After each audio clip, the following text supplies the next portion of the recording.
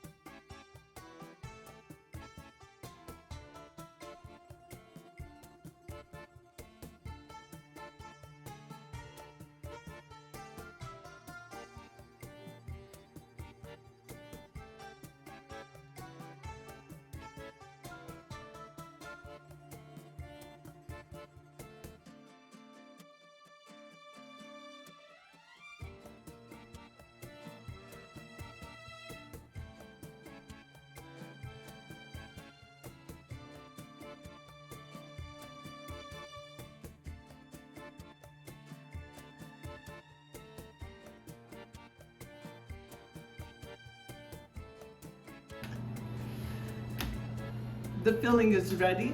This the recipe makes for 2 pies, and we'll put it in the refrigerator. We'll prepare the dough, and we'll show you the next step. Today we're showing you how to make an Italian pie crust using the well method.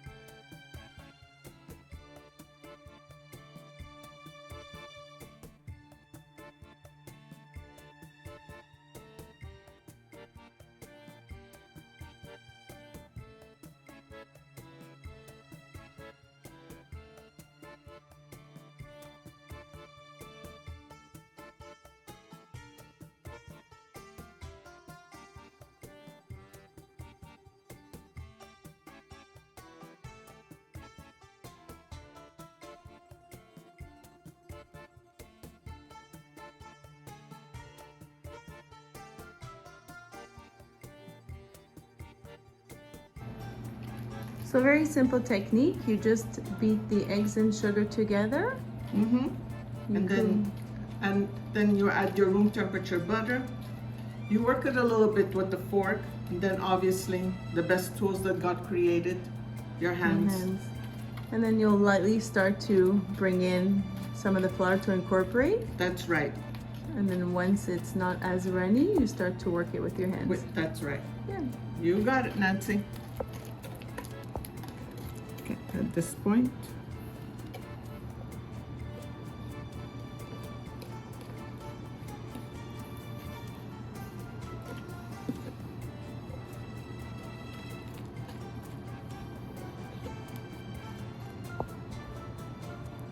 and there we go.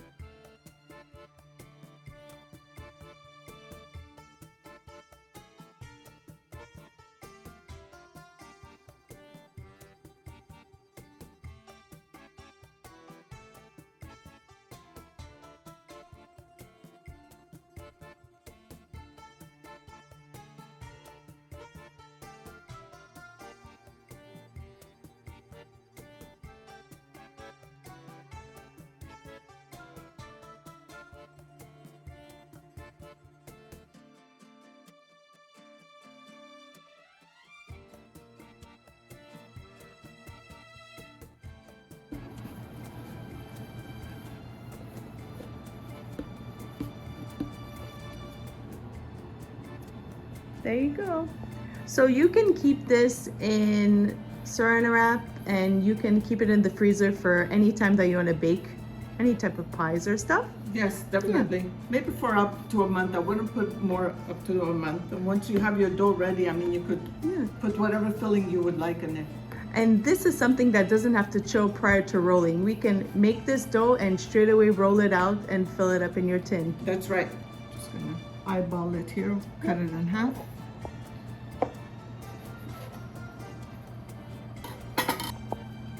So on today's episode, we're making 2 pies. We're making 2 pies, but open-faced. We're not going to be putting any strips on top. If we were to have put strips on top, we would have then had to have reserved some dough. A little bit on the side, that's for the right. topping. But we just took that and divided it straight in half. In half, yeah.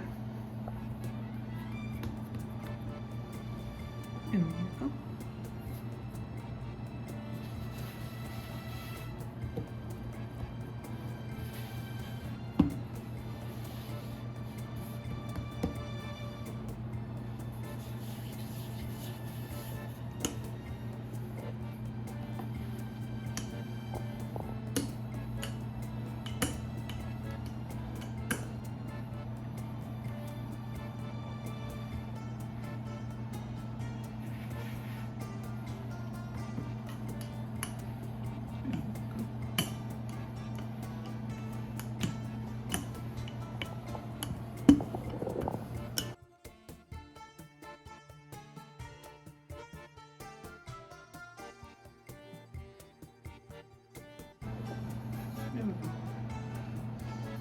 So I rolled out my dough, and I always measure with my baking tin. I'll put it over to make sure that I rolled it out wide enough, or I still have to roll out a little bit more.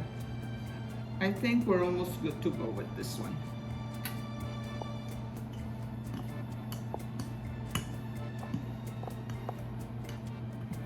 There we go.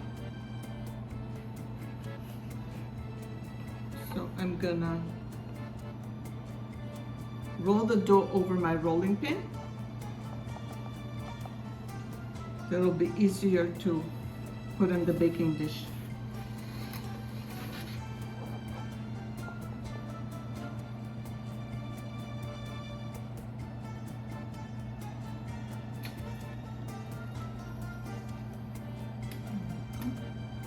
Then we'll gently press it down to fit.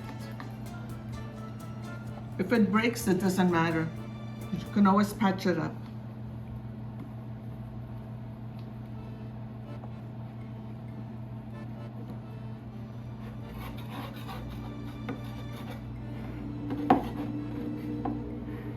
And I already see that there's a couple of places that I have to patch it up, but it's okay.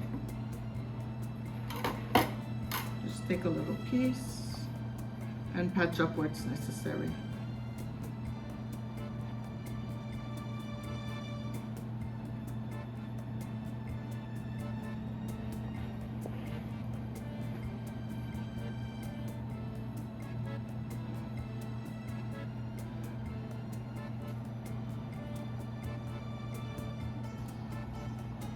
Okay, so this one is done, and I'll roll out the other one.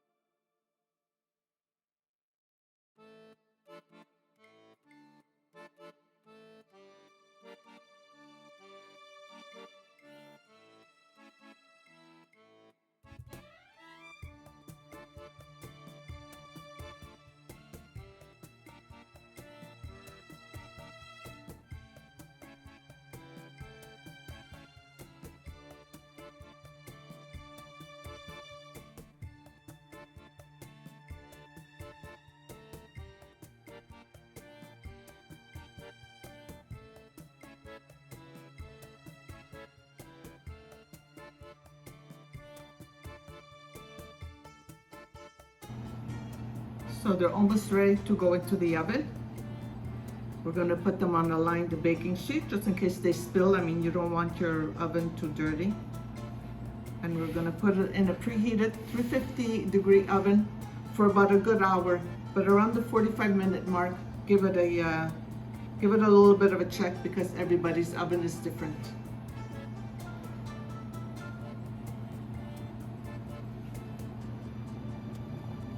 You'll know when it's ready when the ricotta and the rice has a nice golden color on top.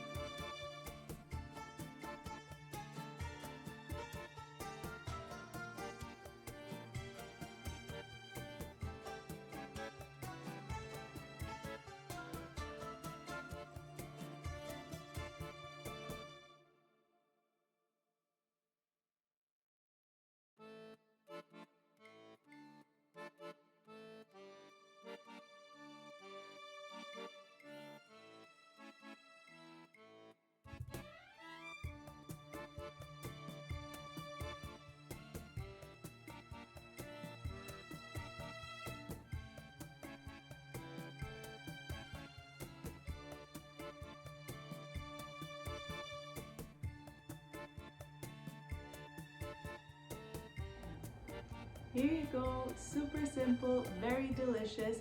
The trick is honestly just letting it properly set and cool. So overnight always best. For showing you guys on camera, we cooled it as much as we could. It still sliced through fine, so we ended up getting a beautiful slice for you guys that we will give a try. But again, the day of, you'd want to prepare this early in the morning so that it properly has a full time to cool and chill. Everything just sets and marries better, but overnight always best. So you can leave it plain, or you can do as all Italians do. What do we do, Ma? That's it with powdered sugar. Let's do it powdered sugar. With zucchero a velo. Yeah. So it's because we left it open faced. So you can leave it naked open faced or dust it with powdered sugar open faced. If not, what could we do? Or you could do the strips on top. Exactly. So like an apple pie or like our other crostata videos that I will link for you guys to take a look at. You can do little strips or decorative pieces on top. So as you wish. But like Nancy said, I mean, day before, a couple of days before, always best. It really sets and tastes better. All right, let's give it a taste. There we go. And it really holds its shape very well. Favorite.